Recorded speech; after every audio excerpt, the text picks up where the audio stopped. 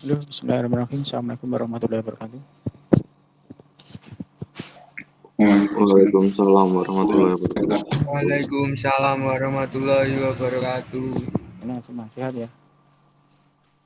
Waalaikumsalam warahmatullahi wabarakatuh. Sehat ya, Mbak? Mbak Wanda? Sehat, Pak. Kameranya udah diurut ke, udah ngapa? Dorong atus Baru mesti. bangun, Pak. Nah Belum, iya, Pak. ya, mesti dorong atus soalnya kayak tetangga itu dorong atus ya. Baru sarapan, Pak. Satu sih lah kayak sarapan. Atus sih udah nggak wis do sarapan. Iya. Udah, Mandi Pak. dulu lah kayak sarapan. Oke, hari ini nanti kita kan minggu depan UTS ya. Minggu depan sudah UTS. Hari ini saya tambahkan satu materi dulu yaitu pemrograman modular ya. Nanti sebentar saya share screen.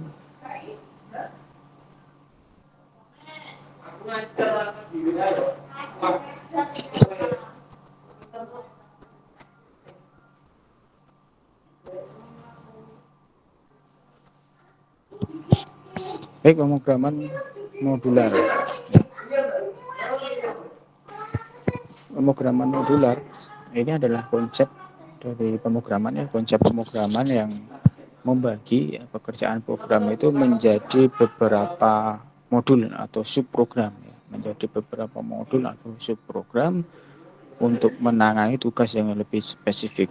Jadi nanti kalau misalkan program itu terlalu panjang gitu kan ya, misalkan program menghitung gaji atau program apalah di sana, itu bisa dibuat sub-subprogramnya ya. Misalkan subprogram untuk perhitungan gaji sendiri, subprogram untuk perhitungan cuti sendiri misalkan. Nah, itu bisa dibuat menjadi modul atau subprogram ya, atau menjadi modul-modul program yang menangani setiap modul program itu menangani tugas yang lebih spesifik.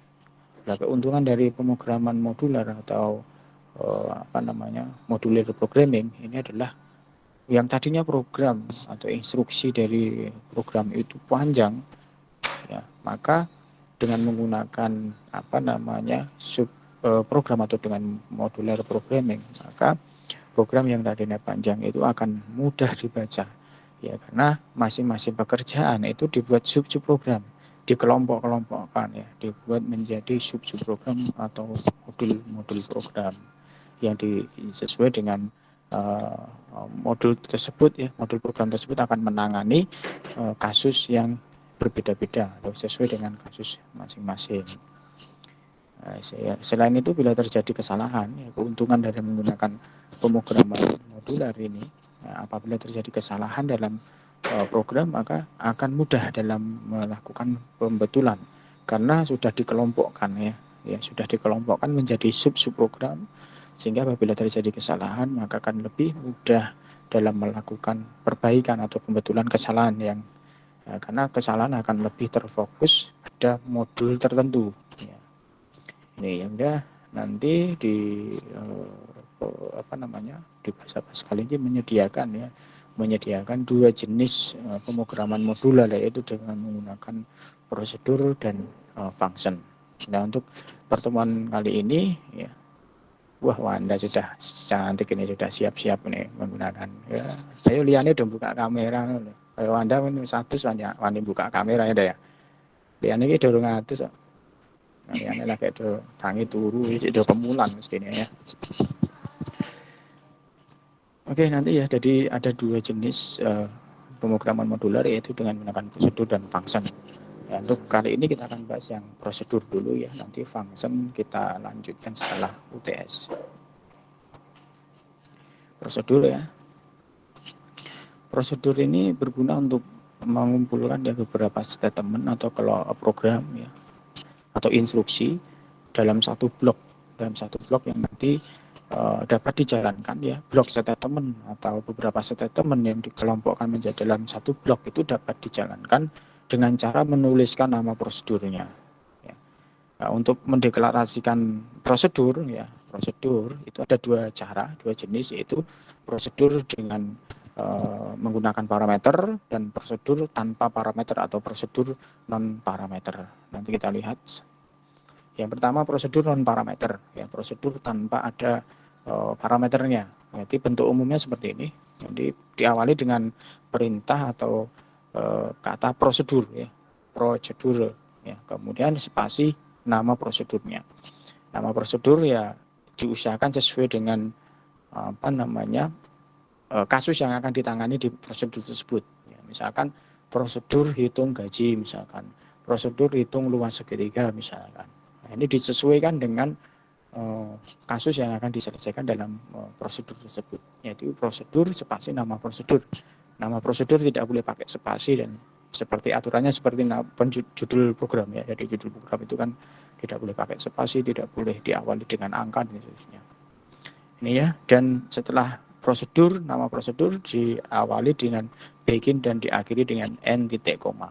Ya, perintah di dalam prosedur itu harus diapit dengan begin dan n titik koma. Ya, n titik koma bukan n titik ya. Kalau nanti n titik itu berada di program utamanya. Nah, ini kan prosedur. Nah, ini diawali dengan kata begin dan diakhiri dengan n titik koma. Contoh pemberian namanya ya misalkan prosedur tambah, prosedur kali gitu. Ini tanpa ada parameter, cukup prosedur spasi nama prosedurnya. Kita lihat contohnya di sini misalkan contoh ya, ada program prosedur. Ya, ini kan judul programnya di atas, program spasi prosedur. Karena di sini pakai S ya, bukan pakai C. Karena nanti kalau pakai C, prosedur gitu, nanti salah karena perintah di dalam Pascal tidak boleh dijadikan apa? Judul program ya. Makanya di sini kita pakai prosedur gitu saja, pakai S. Jadi bukan perintah di Pascal. Kalau perintah di Pascal prosedur ini ya. Perintah prosedur ini. Jadi tidak boleh nanti program prosedur gitu tidak boleh. Ini akan salah. Nah, kemudian di CRT lah di sini prosedur dideklarasikan atau dituliskan di bagian deklarasi ya setelah judul program ya, setelah judul program ini. Ya. Intinya sebelum program utama kan yang diawali dengan begin dan end titik. Ini kan program utama. Jadi prosedur itu dituliskan sebelum program utama. Nah, di sini misalkan prosedur garis. Berarti nama prosedurnya adalah garis. Nah, prosedur garis ini apa? Perintah yang atau statement apa yang akan nanti dijalankan kalau prosedur garis ini dipanggil? Oh, perintahnya ini yang diapit begin dan end titik koma ini. Perintahnya apa? Oh, write ln ya. Berarti mencetak garis ini ya, mencetak garis ini, strip-strip ini ya, mencetak garis seperti ini. Berarti nanti kalau prosedur garis ini dipanggil ya mencetak garis ini. Nah, kemudian ini program utama yang diawali dengan begin dan end titik ya di sini, begin dan end titik. Begin CLRSCR garis ya. Garis ini berarti apa? Dia memanggil prosedur. Memanggil prosedur apa? Garis ya. Oh, prosedur garis dipanggil di sini. Ini kan nama prosedurnya kan garis. Berarti dipanggil garis. Nah, nanti berarti pada waktu memanggil prosedur garis ini, maka dia akan menjalankan ini, menjalankan perintah write ln ini ya, mencetak garis ini. Ya. Berarti memanggil garis, kemudian mencetak belajar prosedur, kemudian memanggil lagi prosedur garis. Jadi prosedur garis dipanggil lagi, berarti mencetak garis lagi. Nah, sehingga hasilnya seperti ini kan, hasilnya yang di bawah ini. Ini tadi yang pertama memanggil prosedur garis, berarti mencetak garis ini kan ya. Mencetak garis, kemudian setelah memanggil prosedur garis, kemudian ini write ln belajar prosedur, maka mencetak tulisan belajar prosedur di sini. Kemudian setelah itu memanggil lagi garis. Ini ya, ingat garis ini adalah nama prosedur. Nama prosedur ini kan di atas tadi loh, ada prosedur garis. Maka ini dipanggil prosedur garis. Oh, prosedur garis codingnya isi prosedur garis ini kan mencetak garis ini. Maka menampilkan atau mencetak garis seperti ini. Ini hasilnya. Ini cara memanggil prosedur non parameter. Jadi prosedurnya tidak ada parameternya. Jadi cukup mendeklarasikannya cukup prosedur, nama prosedur, kemudian begin isi instruksi atau statement yang ada di prosedur itu apa. Isi statementnya boleh lebih dari satu. Kalau di sini contohnya hanya satu baris, ini boleh lebih dari satu baris kan. Tergantung ini prosedur ini untuk apa ya. Misalkan tadi prosedur hitung gaji ya, berarti isinya adalah tentang perhitungan gaji misalkan ya, isi codingnya misalkan. Contoh yang lain ini contoh program pro tambah kali UCCRT. Nah, di sini ada variabel ya, variabel nanti yang digunakan di program utama ya, karena kalau program utama membutuhkan variabel ya tetap harus didefinisikan variabelnya ya, var pgxy tipe 2 ya, tipe datanya adalah login. Kemudian ada prosedur tambah kali. Ini prosedur non parameter ya, tidak ada parameternya. Yaitu prosedur cukup dideklarasikan dengan nama prosedur, nama prosedurnya. Di sini nama prosedurnya adalah tambah kali. Prosedur tambah kali.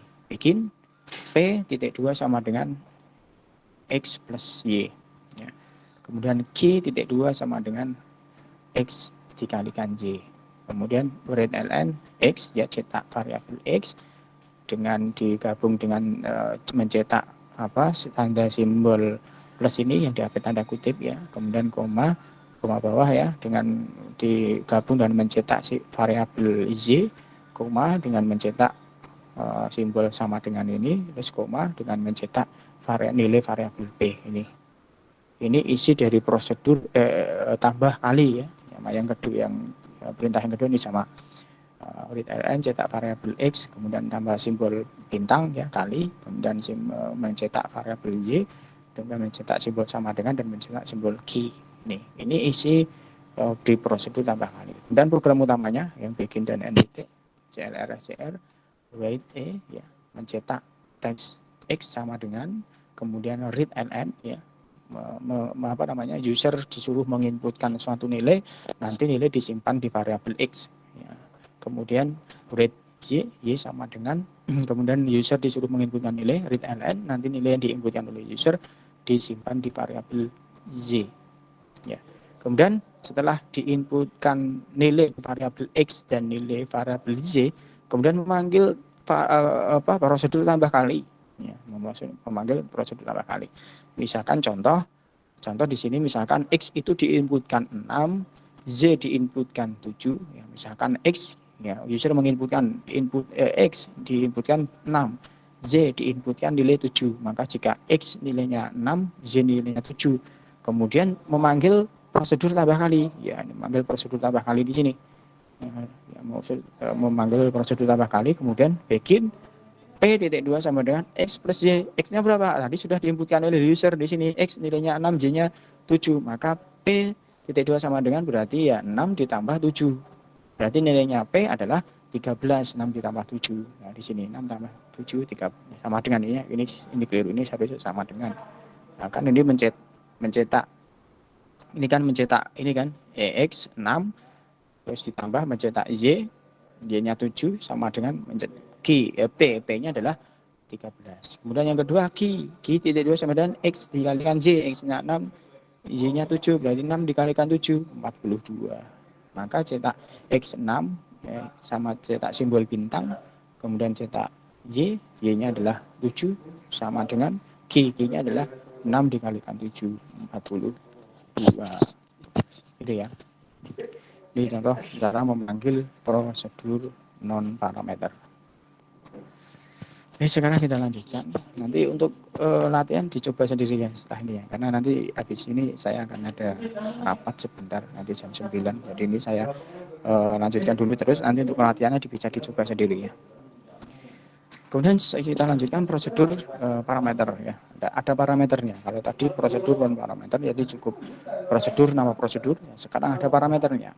Nah, parameter ini adalah nilai ya, nilai yang di dalam satu modul atau dalam suatu prosedur ya, dalam ini ya, di suatu prosedur dalam program Pascal yang sifatnya lokal, artinya hanya dapat digunakan pada modul atau subprogram atau prosedur tersebut ya.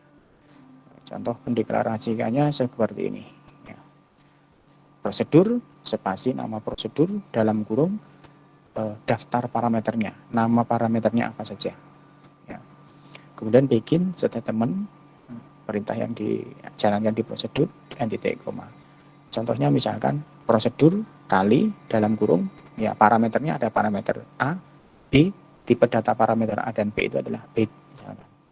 Ini contoh mendeklarasikan prosedur dengan menggunakan parameter. Kalau yang pertama tadi kan tanpa parameter, misalkan prosedur kali ya sudah prosedur kali titik koma. Sekarang ada nilai parameternya di dalam prosedur itu. Ya, prosedur spasi kali dalam kurung A, B, titik 2 bit gitu kan ya.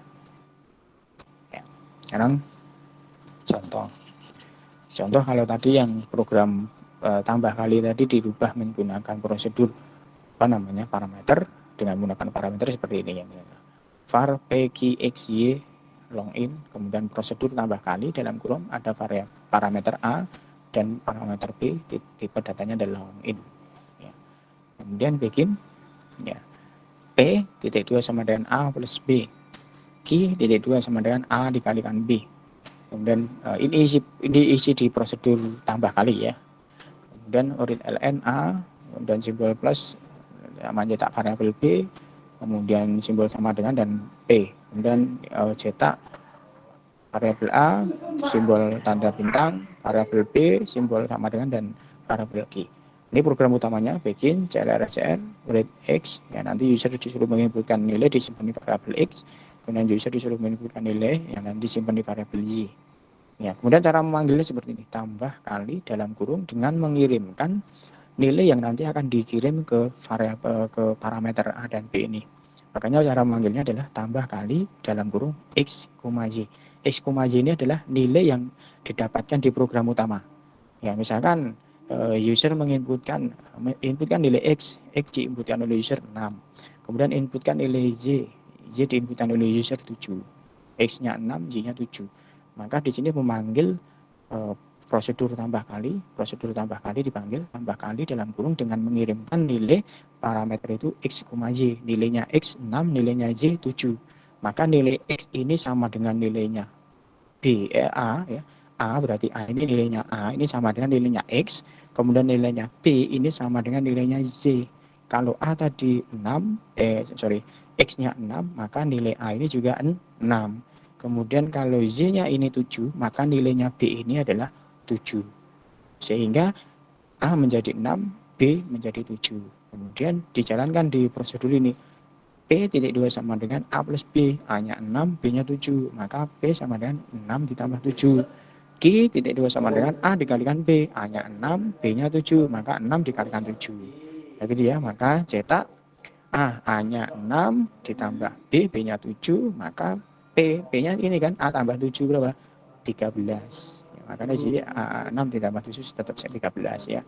Kemudian yang kedua, Q sama dengan A dikalikan B. A-nya 6, B-nya 7. 6 dikalikan 7.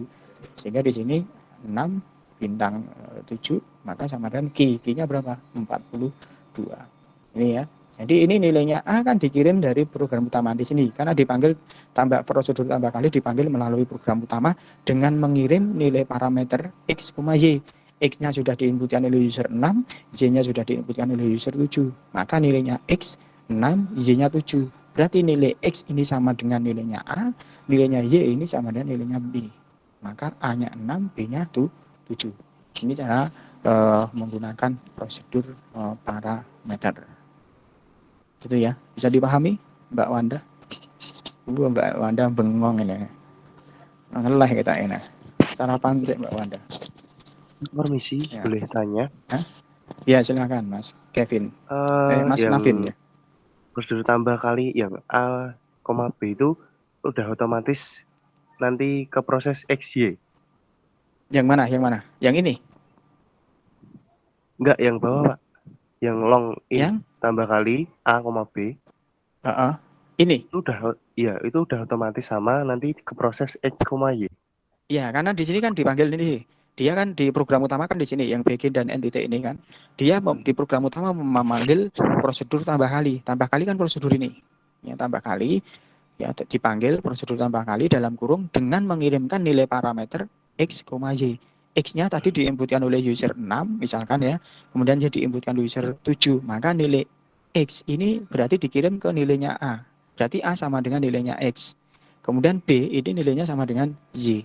Kalau X dimasukkan 6, maka A-nya jadi nilainya 6. Kalau Y-nya dimasukkan 7, nilainya 7, maka B ini nilainya 7. Begitu Mas.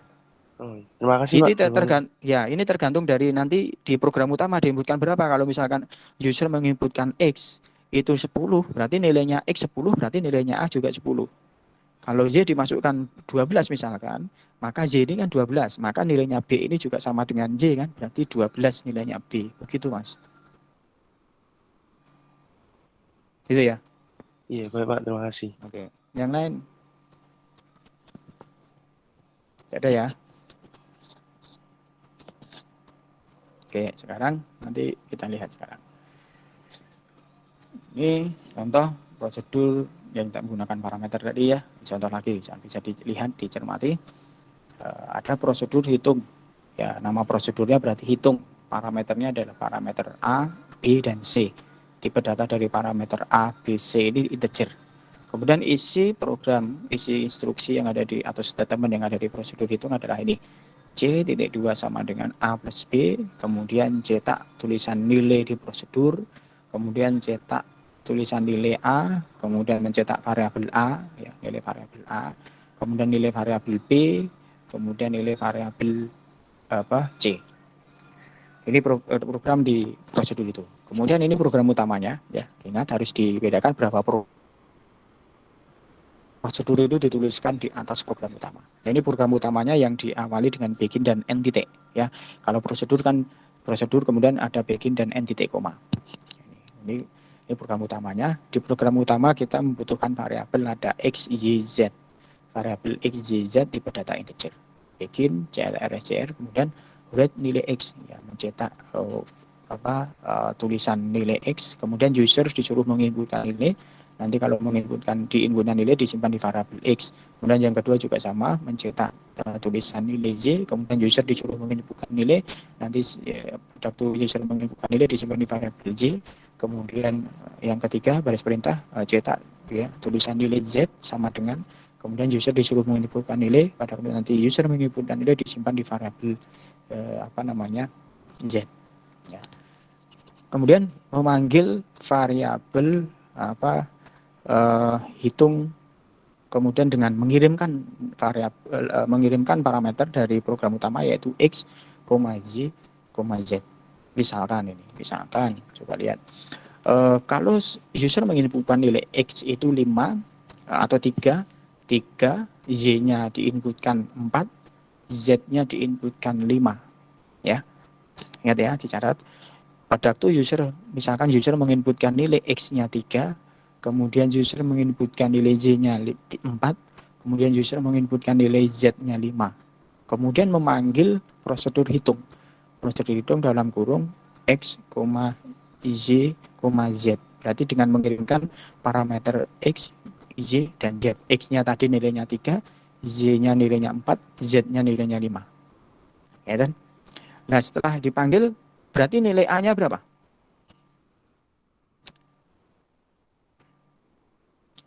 Nilai A-nya ini berapa? Setelah memanggil variabel prosedur hitung dengan mengirim parameter x, y, z. Tadi x-nya diinputkan 3, y-nya 4, z-nya 5. Berarti setelah memanggil prosedur hitung ini, nilai A-nya berapa? 3. Sesuai X 3, Pak. B. Ya. A-nya berarti 3, B-nya 4. 4. Terus C-nya di sini? 5. 5. Ya, C-nya 5 ya. Kemudian Tanya, Pak. kalau sudah masuk di program di sini, ya silakan. Itu 3, 4, 5 itu dapat dari mana, Pak? Jadi inputkan, misalkan user menginputkan Oh, nilai terserah. nanti kalau program ini dijalankan, ya terserah. Misalkan ini contoh tadi, kalau program ini nanti dijalankan, misalkan user menginputkan nilai x itu nilainya 3, kemudian menginputkan nilai z itu misalkan diinputkan oleh user 4, misalkan ini contoh. Kemudian kalau nilai yang diinputkan oleh user nilai z-nya itu adalah 5, berarti nilai x-nya 3, nilai z-nya 4, nilai z-nya 5, begitu kan? Ya, kemudian memanggil prosedur hitung dengan mengirimkan x, y, z. Tadi sudah diinputkan x-nya 3, y-nya 4, z-nya 5 gitu kan. Nah, kemudian memanggil prosedur hitung kan berarti A-nya berarti berapa? Nilainya 3, B-nya 4, C-nya 5 kan di sini. Nah, tapi kalau sudah masuk di sini C-nya tidak lagi 4 karena ada C-nya akan berubah di sini. C-nya dari berapa? Min 5. Min 5. C-nya berapa tadi? 7. Oh, 7. 3 ditambah 4 berarti C-nya berapa? Tuh. Oh ya, 7. 7. Berarti nanti pada waktu program ini dijalankan, prosedur ini dipanggil, maka mencetak nilai A-nya 3, nilai B-nya berapa? 4, nilai C-nya tuh 7. Ya toh? Oh iya. Ya. Kemudian kalau ini di program utama dia mencetak nilai X, nilai Y, nilai Z. Berarti berapa? X-nya berapa, Y-nya berapa, Z-nya berapa? Setelah memanggil prosedur itu. 3, 4, 7. Ayo 3, 4. 7. Ada yang lain?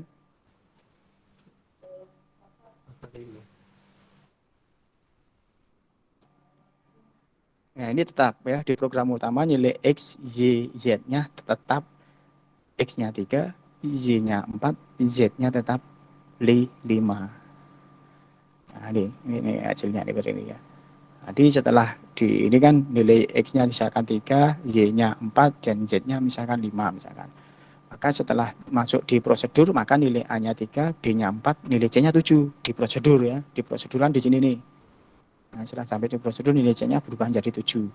Tetapi setelah prosedur maka nilai X tetap 3, nilai Y 4 dan nilai Z-nya tetap 5.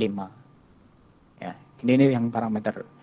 Nah, terus gimana Pak biar nilainya itu sama dengan yang di prosedur? Maka nanti yang ketiga ini ya. Ada dengan pengiriman parameter secara acuan, yaitu by reference, dengan didahului kata var. Kalau tadi kan tidak ada kata var-nya, cukup prosedur hitung dalam kurung ya parameternya A, B, C integer ya. Nah, sekarang kalau ini biar menjadi referensi dari program utama, maka perlu ditambahkan var seperti ini. Ya, ini ya. Dapat dilihat bedanya di sini ada var. Prosedur hitung dalam kurung var ya, maka parameter ini harus didahului dengan kata var.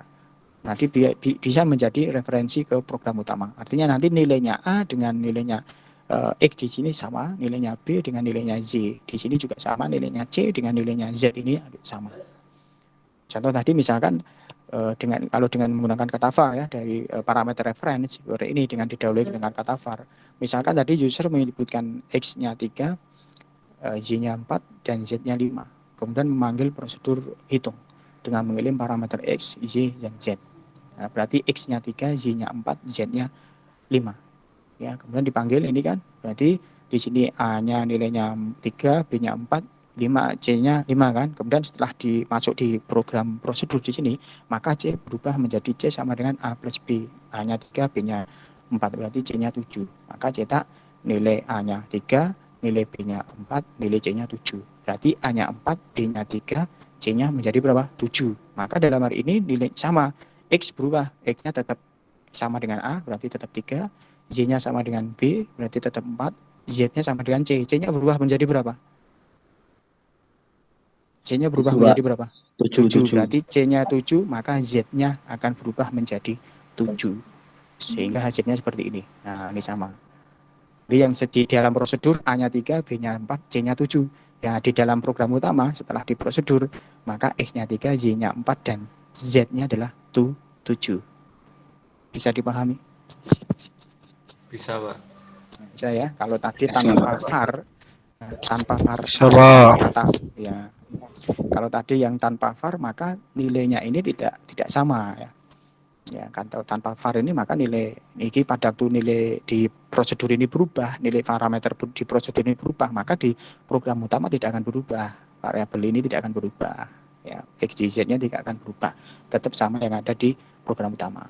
Tetapi kalau di sini didahului dengan kata var, maka itu menjadi parameter reference yang nanti akan digunakan di program utama.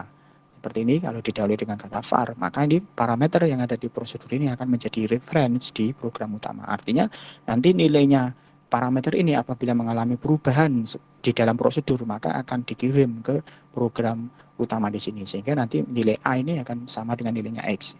Kalau A-nya berubah, ya otomatis X akan berubah. Kalau nilai B-nya berubah, maka nilai Z-nya akan juga berubah.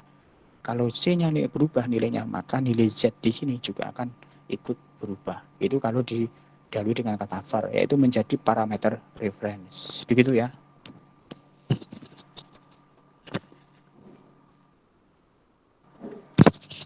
Oke, contoh ini prosedur yang ketiga prosedur memanggil prosedur yang lain. Artinya prosedur kemudian di dalam prosedur itu dia memanggil prosedur yang lain. Contoh misalkan ini program panggil prosedur UCRT. Prosedur yang pertama yaitu nama prosedurnya Pro1. Prosedur Pro1 parameternya X1.2 integer. Isi programnya adalah X1.2 sama dengan X1 dikalikan X1. Kemudian cetak nilai X di prosedur 1. Kemudian cetak variabel X1 atau parameter X1. Kemudian prosedur Pro2. Nah, ini juga prosedur. Nama prosedurnya adalah Pro2 dengan parameternya X2 tipe datanya integer. Kemudian begin mencetak tulisan nilai X di prosedur 2 yaitu nilainya X2.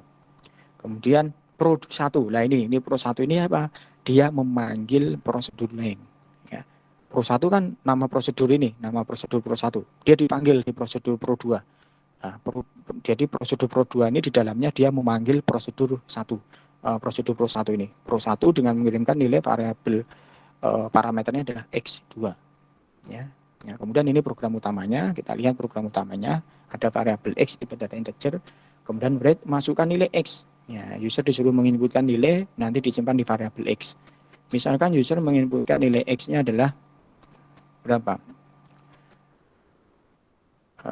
Berapa? Misalkan berapa? Yuk. 5. Ayo, berapa? 5. 5, Pak. 5 ya, oke 5. Berarti nilai X-nya berapa? 5 ya. Oke, nilai X 5. Kemudian memanggil prosedur pro 2 dengan mengirimkan parameter X, yaitu 5 nilainya X 5. Pro 2 mana? Pro 2 kan di sini nih, ya toh? Ya, dipanggil dengan mengirimkan parameter X-nya adalah 5. Berarti nilai X2 ini sama dengan nilainya X berapa? 5 kan? Ya, kemudian mencetak tulisan ini. Jadi X di prosedur 2, yaitu X2-nya sama dengan 5, maka X2-nya 5 kan ya? X2 5, kemudian memanggil pro 1. Pro 1-nya mana?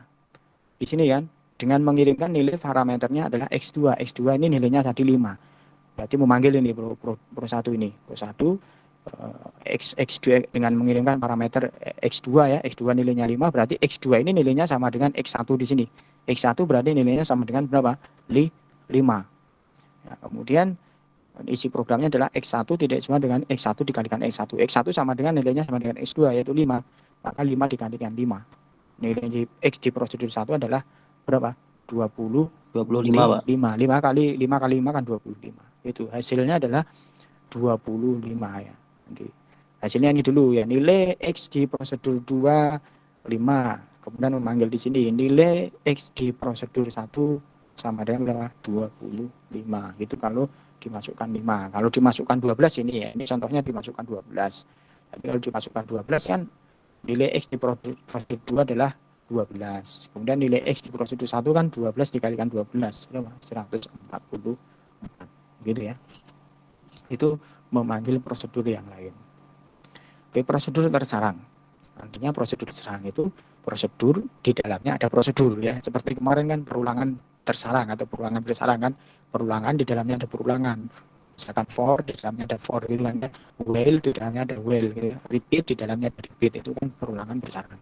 Nah di sini prosedur bersarang itu artinya prosedur kemudian di dalamnya juga ada prosedur ya, atau prosedur tersarang atau nested prosedur ya, prosedur yang berada di dalam prosedur yang lainnya. Contohnya ini nih. Nanti bisa dicoba sendiri ya. Contoh program nested prosedur usage CFT. Prosedur ke-1. Nah, ini nama prosedurnya adalah ke-1. Kemudian di dalam prosedur ke-1 ternyata ada prosedur kedua ya. Nah, ini kan prosedur ke-1, kemudian ada prosedur kedua. Nah, ini berada di dalam prosedur ke-1. Prosedur kedua bikin mencetak prosedur kedua ini ada di dalam prosedur ke-1. Kemudian ada prosedur ketiga ternyata. Prosedur ketiga ya, bikin cetak prosedur ketiga ini juga di dalam prosedur ke-1. Bikin ditutup dengan N. Ini prosedur kedua dan ketiga ini berada di prosedur ke-1. Kemudian isi prosedur ke-1 ini ya, yang begin dan end ini, cetak ini prosedur ke-1 akan memanggil prosedur kedua dan ketiga. Nah ini, kedua, ketiga dipanggil, kedua tadi kan ini. Ya, ini prosedur, tapi dia berada di dalam prosedur 1. Ya, maka dia akan memanggil prosedur kedua. Hasilnya apa? Ya mencetak tulisan ini, prosedur kedua ini ada di dalam prosedur ke-1. Kemudian memanggil ketiga kan ini prosedur ketiga, menjalankan ini, maka akan mencetak prosedur ketiga ini juga ada di dalam prosedur ke-1 gitu. Dan ini program utamanya, yang intinya semua dipanggil di program utama ya. Kalau tanpa ada program utama ini tidak bisa ya, karena ini intinya harus dipanggil di program utama. Yang dipanggil yang di mana? Yang ke-1, karena kan nanti kalau dipanggil ke-1 prosedur ke-1 ini, nanti yang kedua ketiga sudah ikut dipanggil. Dia kan kedua ketiga kan dipanggil di prosedur ke-1 ini kan.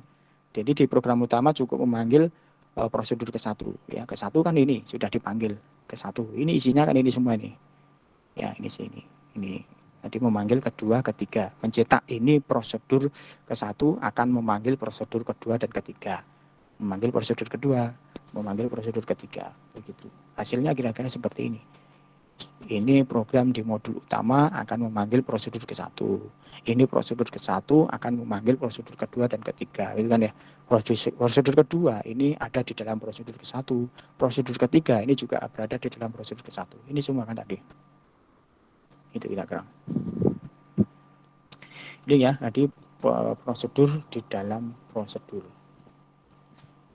Bisa dipahami ya. Yang terakhir, prosedur memanggil dirinya sendiri. Boleh ya, nyeluk dewi, nyeluk awake dewi. Jadi prosedur, di dalam prosedur itu dia memanggil dirinya sendiri.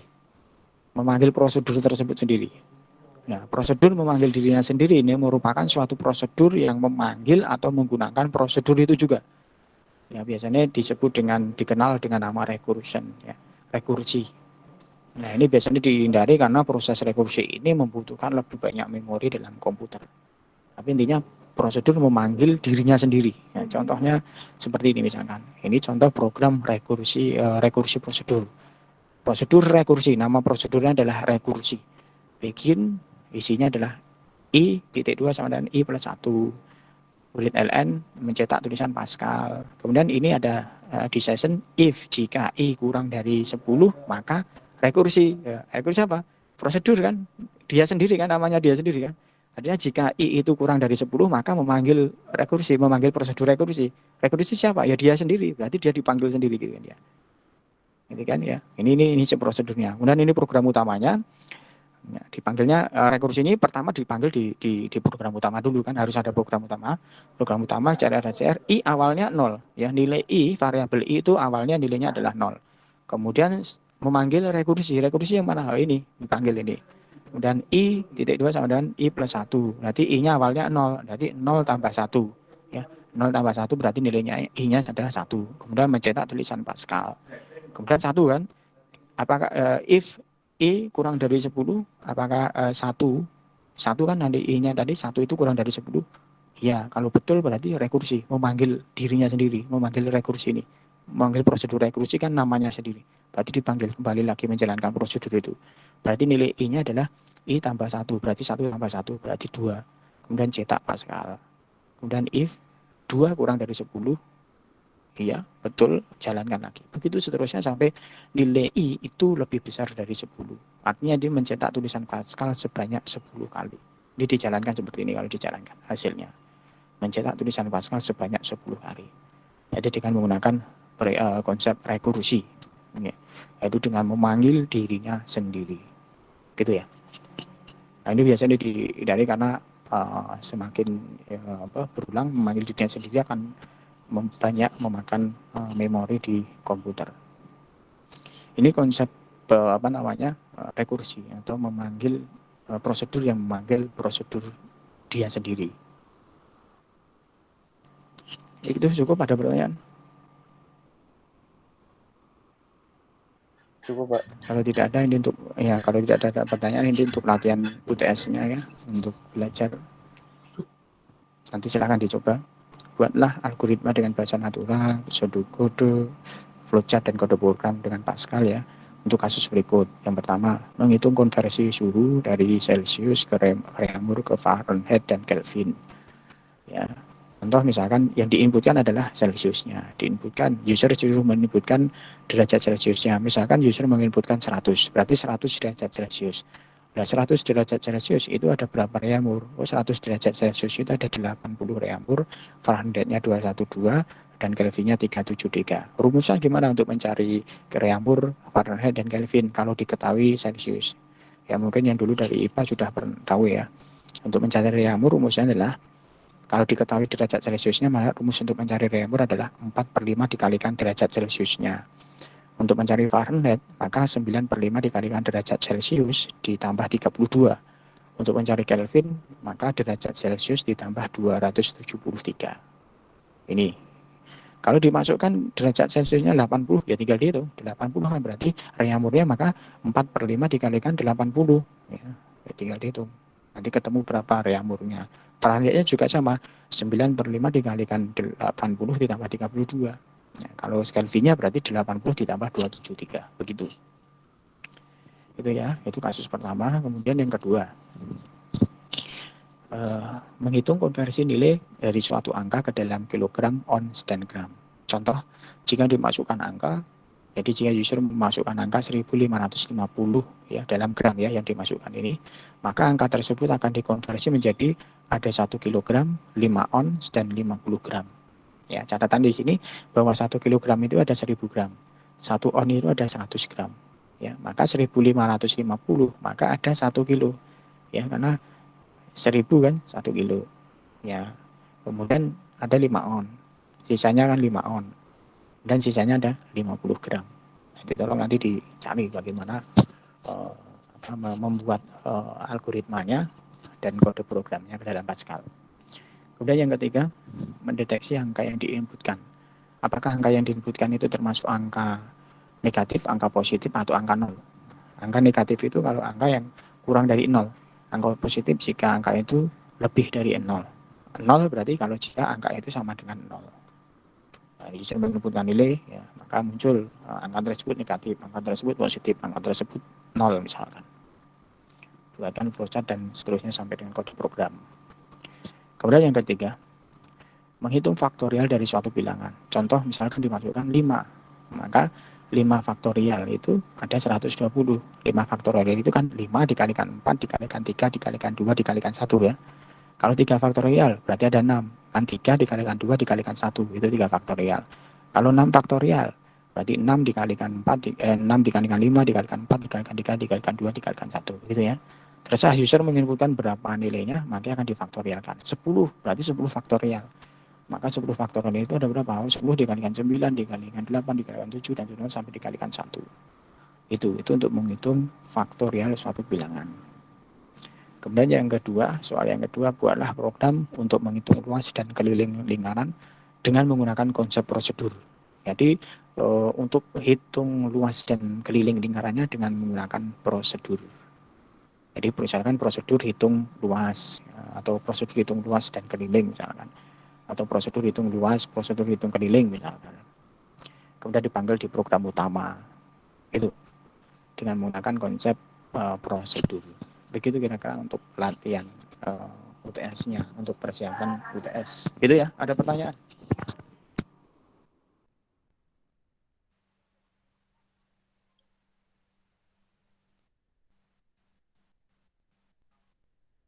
Ada pertanyaan enggak? Belum, Pak. Ya, Cukup, ya. Pak. Belum, Pak. Oke, kalau cukup mungkin itu ya. Nanti silakan kembali ke e-learning.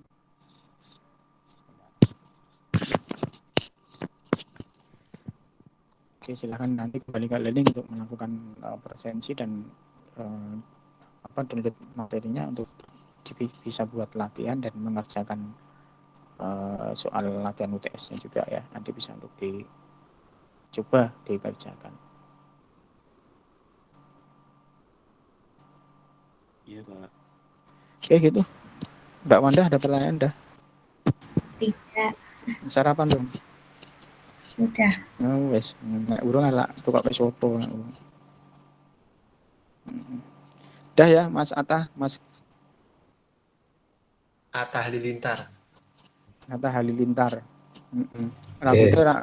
Rambutnya kan jegrak kok, rambutnya jegrak ngono jenenge Atta Halilintar. Belum kesamber, Pak. Urung kesamber ya. Atta ya. Mas Khairul ngantuk. Mas Khairul tadi ngantuk, mau kelakepan ngantuk nih. Oke gitu ya. Baik, terima kasih. Silakan kembali ke e-learning untuk presensi dan download materi dan mencoba latihan mengerjakan soal. Baik, terima kasih. Selamat pagi. Saya akhiri. Assalamualaikum warahmatullahi wabarakatuh. Waalaikumsalam warahmatullahi wabarakatuh. Waalaikumsalam warahmatullahi wabarakatuh. Waalaikumsalam warahmatullahi wabarakatuh.